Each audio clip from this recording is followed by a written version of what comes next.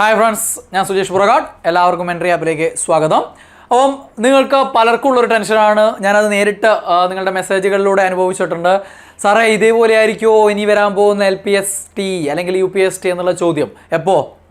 April 1-ാം തീയതി ഒരു special recruitment exam നടന്നു, ഒരു NCA എക്സാം നടന്നു.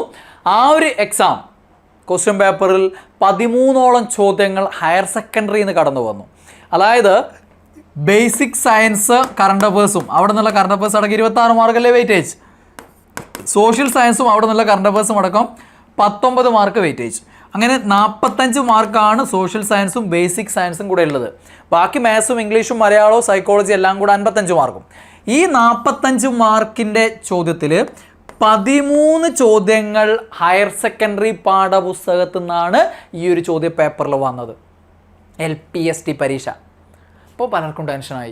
എന്താണ്, ഹയർ സെക്കൻഡറി ഇത്രയും ചോദ്യങ്ങൾ വരുന്ന ആദ്യമായിട്ടാണ്. മുൻകാലങ്ങളിൽ, അതായത് ഈ ഒരു സിലബസ് വന്നതിന് ശേഷം നടന്നിട്ടുള്ള കുറേ എക്സാമുകളുണ്ട്.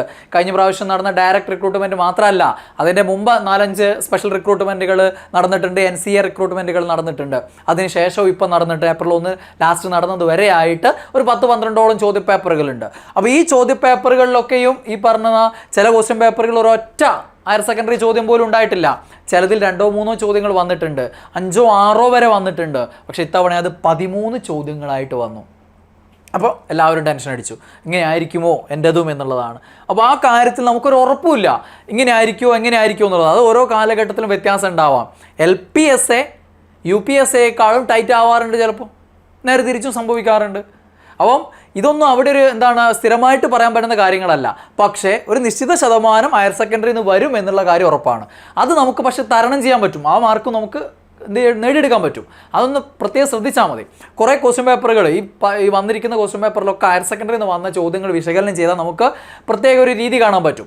ഇതുവരെയുള്ള പരീക്ഷകളൊക്കെ കൂടുതലും വന്നിട്ടുള്ളത് ഫിസിക്സിൽ നിന്നോ അല്ലെങ്കിൽ കെമിസ്ട്രിയിൽ നിന്നോ ആയിരുന്നു. പക്ഷേ ഇത്തവണ അത് ഫിസിക്സിൽ നിന്നും കെമിസ്ട്രിയിൽ നിന്നും മാത്രമല്ല, സോഷ്യൽ സയൻസ് വിഷയങ്ങളിലും അങ്ങനെ വന്നു എന്നുള്ളതാണ് ഇത്തവണത്തെ പ്രത്യേകത.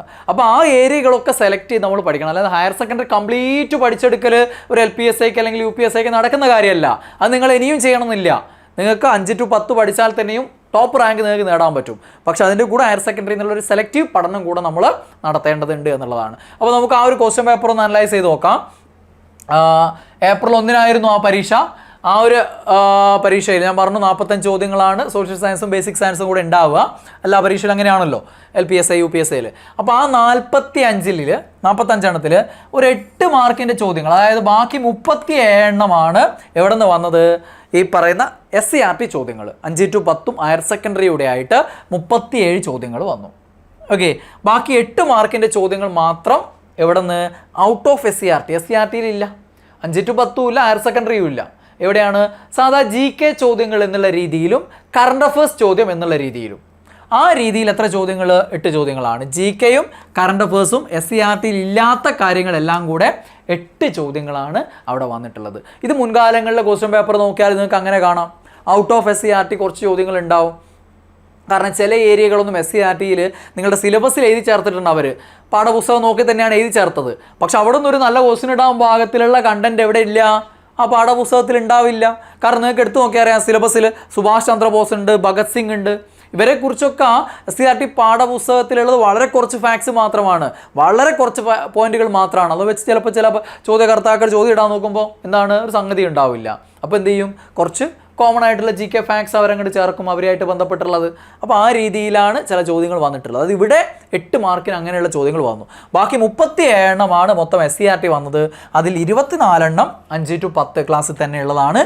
ബാക്കി 13 എണ്ണം ഇവിടെ നിന്നാണ് വന്നത്, ഹയർ സെക്കൻഡറിയിൽ നിന്നാണ്. 5 to 10 പഠിച്ചാൽ തന്നെ ഇവിടെ 24 മാർക്ക് അവിടെ തന്നെ ഉറപ്പിക്കായിരുന്നു ആ പരീക്ഷയിൽ. പിന്നെ 13 എണ്ണം ഹയർ സെക്കൻഡറി എന്നുള്ളതാണ്. ഇത് ആദ്യമായിട്ടാണ് ഈ ഒരു ലെവലിലേക്ക് ഉയരുന്നത്. ബാക്കി 10-ന് താഴോട്ടാണ് ഇതുവരെ വന്നിട്ടുള്ളതൊക്കെയും എന്നുള്ളതാണ്. ഓക്കെ, അപ്പം അവിടെ ശ്രദ്ധിക്കേണ്ട കാര്യങ്ങൾ അതൊന്ന് പറയാം. പിന്നെ നമ്മൾ വിശദമായിട്ട് പഠിക്കുന്ന സമയത്ത് അവിടെ നിന്ന് ഓരോ ഏരിയയിൽ നിന്ന് സെലക്ട് ചെയ്ത് പഠിക്കേണ്ട എന്തൊക്കെയാണെന്നുള്ള വിശദമായിട്ട് തന്നെ പറഞ്ഞുതരും. ഇപ്പം നിങ്ങൾ ചെറിയൊരു ഐഡിയ ഉണ്ടാക്കിയെടുക്കേണ്ട ഇതാണ്.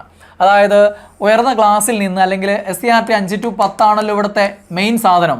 അത് പഠിച്ചു കഴിഞ്ഞാൽ അതോടൊപ്പം നോക്കിയിരിക്കേണ്ട സാധനങ്ങൾ എന്തൊക്കെയാണ്, അല്ലെങ്കിൽ എവിടെ നിന്നാണ് ഇത്തരം ചോദ്യങ്ങൾ വരുന്നത് എന്നുള്ളതാണ്. ഈ പറയുന്ന ഹയർ ലെവലിലുള്ള ചോദ്യങ്ങൾ വരുന്നത് ഏതൊക്കെ ടോപ്പിക്കുകളിൽ നിന്നാണ്? ഒന്ന്, ഈ വെങ്കലയുഗ സംസ്കാരം. ഇതെന്തുകൊണ്ടാണ്? കഴിഞ്ഞ പ്രാവശ്യമുള്ള പാഠപുസ്തകത്തിലൊക്കെ 8ാം ക്ലാസ്സിലുള്ള ഒരു കുഞ്ഞു ചാപ്റ്ററേ ഉള്ളൂ വെങ്കലയുഗ സംസ്കാരങ്ങളെക്കുറിച്ച്. അപ്പോൾ ഒരു ചോദ്യകർത്താവിന് ചോദ്യം ഇടുമ്പോൾ കുറച്ചുകൂടി നല്ല ടഫ് ക്വസ്റ്റ്യൻ ഇടാൻ നോക്കുമ്പോൾ അവിടെ കണ്ടന്റ് ഇല്ല. അപ്പോൾ സ്വാഭാവികമായിട്ട് ഹയർ സെക്കൻഡറിയിൽ ചാപ്റ്റർ ഉണ്ട് അല്ലേ, +1 +2 ചാപ്റ്റർ ഉണ്ട്. അപ്പോൾ അതുകൂടി ചേർത്തിട്ട് ചോദ്യം ഇടുന്നു.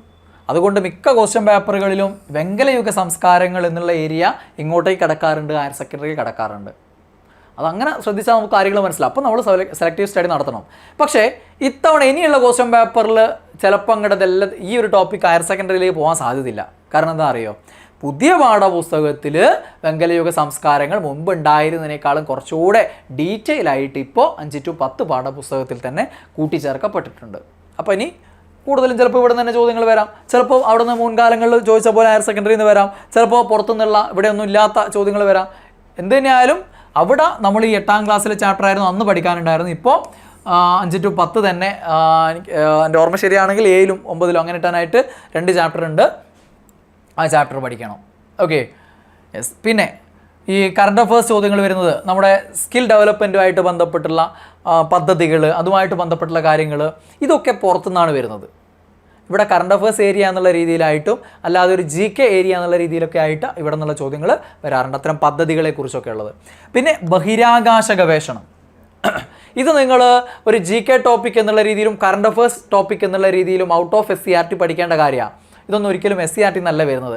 ഈ ഏരിയ എന്നുള്ള ചോദ്യങ്ങൾ പുറത്തുനിന്ന് വരുന്നുണ്ട്. അതേപോലെ INC, Indian national Congress, SCERT പാഠപുസ്തകത്തിൽ വളരെ കുറച്ച് കാര്യങ്ങളേ ഉള്ളൂ. അതിൻ്റെ രൂപീകരണമായിട്ട് ബന്ധപ്പെട്ടുള്ള ആളുകൾ WC ബാനർജി, അയോ ഹ്യൂം, അങ്ങനെയുള്ള കുറച്ച് പോയിന്റുകളേ ഉള്ളൂ. പിന്നെ അനുയായികളുടെ എണ്ണം, സ്ഥലം, ഇത്രയേ ഉള്ളൂ. ബോംബെ ഗോകുൽദാസ് തേജ്പാൽ കോളേജ്, ഇതും വെച്ച് എല്ലാ ചോദ്യ പേപ്പറിലും ചോദ്യം ഇടാൻ പറ്റുമോ?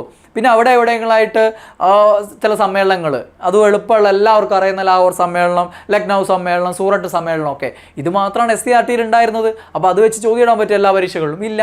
ഇടത്തേക്ക് കിടക്കും, പുറത്തേക്ക് കിടക്കും. ഹയർ സെക്കൻഡറി നോക്കും, അവിടെ അത്രയൊക്കെ തന്നെയുള്ളൂ, പുറത്തേക്ക് കിടക്കും. അതുകൊണ്ട് തന്നെ ഈ INC സമ്മേളനങ്ങൾ, പ്രധാനപ്പെട്ട പ്രസിഡന്റുമാർ, മറ്റു പ്രധാന സംഗതികളൊക്കെ അതൊരു GK ടോപ്പിക് എന്നുള്ള രീതിയിൽ തന്നെ അഡീഷണൽ ആയിട്ട് നമ്മൾ പഠിക്കണം. പിന്നെ ദേശീയ വിദ്യാഭ്യാസ നയം ഒരു വളരെ ഇമ്പോർട്ടൻ്റ് ടോപ്പിക്കാണ്. അത് ഒരു LPSA UPSA പരീക്ഷ ആയതുകൊണ്ട് തന്നെ കറണ്ട് അഫയേഴ്സ് എന്നുള്ള രീതിയിലും ഇപ്പോഴും കറണ്ട് അഫയേഴ്സ് എന്നുള്ള രീതിയിൽ അത് ഇമ്പോർട്ടൻ്റ് ആണ്. അത് ഇനിയുള്ള പരീക്ഷകളും എത്രയോ കാലം അതൊരു കറണ്ട് അഫയേഴ്സ് ടോപ്പിക് എന്നുള്ള രീതിയിൽ, അല്ലെങ്കിൽ പിന്നീട് GK എന്നുള്ള ടോപ്പിക് എന്നുള്ള രീതിയിൽ അത് മാറും. അത് നിർബന്ധമായിട്ട് നോക്കേണ്ടതാണ്. പിന്നെ ഇതിപ്പോൾ ഞാൻ ഇങ്ങനെ മാത്രമേ പറയുന്നുള്ളൂ. അത് വിശദമായിട്ട് നമുക്ക് ഓരോ ടോപ്പിക്കായിട്ട് തന്നെ പിന്നീട് വീഡിയോ ചെയ്യാം. അതായത് ഹയർ സെക്കൻഡറി ചോദ്യങ്ങൾ കൂടുതലായിട്ടും കടന്നു വരുന്നത് എവിടെ നിന്നാണ്? ബേസിക് സയൻസ് നിന്നാണ്. അത് ഫിസിക്സിലും കെമിസ്ട്രിയിലാണ് മുൻപൊക്കെയുള്ള ചോദ്യങ്ങൾ കൂടുതലും വന്നിട്ടുള്ളത്. ചില പരീക്ഷകളിൽ മാത്രമാണ് ബയോളജിയിൽ നിന്ന്, ഈ പരീക്ഷയിലും ബയോളജി എന്നുള്ള ചോദ്യങ്ങൾ ഹയർ സെക്കൻഡറിയിൽ നിന്ന് കടന്നു വന്നിട്ടുണ്ട്. അങ്ങനെ അപൂർവമായിട്ട് അതും വരുന്നുണ്ട്. അപ്പോൾ ഇവിടെ നമ്മളൊരു സെലക്റ്റീവ് സ്റ്റഡി നല്ല രീതിയിൽ നോക്കി നടത്തണം. അവിടെ ഈ പറഞ്ഞ രീതിയിൽ ടോപ്പിക് എടുത്ത് ഞാൻ നിങ്ങൾക്കത് അനലൈസ് ചെയ്ത് പറഞ്ഞുതരാം. സിമ്പിളായിട്ട് നിങ്ങൾക്ക് അത് ചിന്തിച്ചാൽ ശരിക്കും മനസ്സിലാവും എവിടെ നിന്നാണ് ഹയർ സെക്കൻഡറി പഠിക്കുന്നത്. ഞാൻ പറഞ്ഞുതരാം. കഴിഞ്ഞ പ്രാവശ്യം ചോദ്യ പേപ്പർ വെച്ച് പറയാം. കഴിഞ്ഞ പ്രാവശ്യം സിലബസ്, ബയോളജി സിലബസ്, അതിൽ ഒരു ടോപ്പിക്കുകളിൽ 1, 2 മാർക്ക് കുറേ ടോപ്പിക്കുകൾ എഴുതിയിട്ടുണ്ട്. അതിലൊരു ടോപ്പിക്കാണ് വർഗീകരണം. അന്നത്തെ പാഠപുസ്തകത്തിൽ വർഗീകരണവുമായിട്ട് ബന്ധപ്പെട്ട്, ബയോളജിയിൽ വർഗീകരണമായിട്ട് ബന്ധപ്പെട്ട്, സസ്യങ്ങളുടെ ജന്തുക്കളുടെ വർഗീകരണമായിട്ട് ബന്ധപ്പെട്ട് അന്ന് 8ാം ക്ലാസ്സിലെ ഒരു ചാപ്റ്റർ മാത്രമേ ഉണ്ടായിരുന്നുള്ളൂ വർഗീകരണമായിട്ട് ബന്ധപ്പെട്ട്. എന്താണ്, വേർതിരിക്കുന്നത് എന്തിനെന്നോ അങ്ങനെ എന്തോ ഒരു പേരിൽ ഒരൊറ്റ ചാപ്റ്ററേ ഉള്ളൂ. ആ ഒരു ചാപ്റ്ററിൽ വർഗീകരണത്തിൻ്റെ ബേസിക് ആയിട്ടുള്ള കൺസെപ്റ്റ്, കാര്യങ്ങൾ, അതിലിടപെട്ടുള്ള ശാസ്ത്രജ്ഞന്മാർ, അങ്ങനെയുള്ള കുറച്ച് കാര്യങ്ങളേ ഉള്ളൂ. അതുകൊണ്ട് അവിടെ കണ്ടൻറ്റ് കുറവായതുകൊണ്ട് ആ ടോപ്പിക് എന്നുള്ള ചോദ്യങ്ങൾ വരുമ്പോൾ മിക്ക പരീക്ഷകളിലും അത് ഇവിടത്തേക്ക് കടന്നു, ഹയർ സെക്കൻഡറിയിലെ വർഗീകരണത്തിൻ്റെ ചാപ്റ്ററിലേക്ക് കടന്നു. നല്ല ഡെപ്തിലുള്ള ചോദ്യങ്ങൾ വന്നു. ഇതാണ് സംഭവം. അതായത് നിങ്ങളുടെ സിലബസിൽ എഴുതി വെച്ചിട്ടുള്ള ടോപ്പിക്, അതിനെക്കുറിച്ചുള്ള SCERT കണ്ടൻറ്റ് ചെറിയ ക്ലാസ്സിൽ കുറവാണെങ്കിൽ ആശ്വാസം, ഈ ടോപ്പിക് എളുപ്പം അല്ലേ, ഇത്രയേ ഉള്ളൂ പഠിക്കാൻ, മാർക്ക് ഉറപ്പിച്ചു, ആ ഒരു ആറ്റിറ്റ്യൂഡ് അങ്ങോട്ട് മാറ്റിയാൽ മതി. അതിനെയും തപ്പി എവിടെ പോകണം? ഹയർ സെക്കൻഡറി പോകണം. അവിടെയും കണ്ടൻറ്റ് കുറവാണെങ്കിൽ കോമൺ GK പുസ്തകങ്ങളിൽ പോകണം. എന്നാലേ ആ ഏരിയയിൽ നിന്ന് ചോദ്യം വന്ന് ആൻസർ ചെയ്യാൻ പറ്റുള്ളൂ. ഇത്രയേ ഉള്ളൂ സംഗതി. ഇതാണ് സിമ്പിൾ. കാര്യം മനസ്സിലായോ? ഈ രീതിയിൽ വേണം ഓരോ ടോപ്പിക്കിനെയും കൈകാര്യം ചെയ്യാൻ. ഇത്തിരി വിവരമുള്ളവർക്ക് ഈ കാര്യം മനസ്സിലാവും. ഇത്തിരി വിവരമുള്ളവരാണ് നിങ്ങൾ ഗൈഡ് ചെയ്യുന്നതെങ്കിൽ അതനുസരിച്ച് നിങ്ങൾക്ക് ആ ഗൈഡൻസ് കിട്ടും. നിങ്ങൾക്ക് ആ ചിന്തയുണ്ടെങ്കിൽ നിങ്ങൾക്ക് ഇത് അറിഞ്ഞിട്ട് പഠനം ആസൂത്രണം ചെയ്യാൻ പറ്റും. അങ്ങനെ പഠിച്ചു കഴിഞ്ഞാൽ നിങ്ങളെ തോൽപ്പിക്കാൻ ആർക്കും പറ്റില്ല മക്കളെ.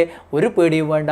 പരീക്ഷ അങ്ങനെയാവോ ഇങ്ങനെയാവോ, ഹയർ സെക്കൻഡറി അത്ര വരുമോ, പുറത്തുനിന്ന് കുറേ ചോദിക്കുമോ, ഞാൻ 5 to 10 മാത്രം പഠിച്ചിട്ട് കാര്യമുണ്ടോ, അത് തന്നെ പുതിയ മാത്രം പഠിച്ചാൽ മതിയോ, പഴയത് മാത്രം പഠിച്ചാൽ മതിയോ, ഇങ്ങനെയുള്ള ചോദ്യങ്ങളൊക്കെ അവസാനിപ്പിക്കുക. ഞാൻ ഈ പറഞ്ഞ രീതിയിൽ കാര്യങ്ങൾ മനസ്സിലാക്കി ഗ്രൗണ്ട് റിയാലിറ്റി എന്താണെന്ന് മനസ്സിലാക്കി അതിനനുസരിച്ച് പഠനം ക്രമീകരിക്കുക. ഇപ്പോഴേ തുടങ്ങുക. നല്ല രീതിയിൽ പഠിച്ച് മുന്നോട്ടേക്ക് പോവുക. ഒരു ടെൻഷനും വേണ്ട. ഞങ്ങൾ നിങ്ങളുടെ കൂടെയുണ്ട്. നോർമൽ ബാച്ചായും ഗോൾഡ് ബാച്ചായും യൂട്യൂബ് ഗൈഡൻസ് ആയും ഇത്തരം വീഡിയോകളൊക്കെ ആയിട്ട് ഞാനും എൻട്രിയോടൊപ്പം നിങ്ങളുടെ കൂടെ തന്നെ ഇപ്പോൾ ഉണ്ട്. അപ്പോൾ നിങ്ങൾക്ക് എന്ത് സംശയങ്ങളുണ്ടെങ്കിലും ഇവിടെ കമൻറ്റ് ചെയ്യാം. ഓക്കെ, അപ്പോൾ നമുക്ക് വീണ്ടും മറ്റൊരു വീഡിയോയിൽ കാണാം. ബൈ.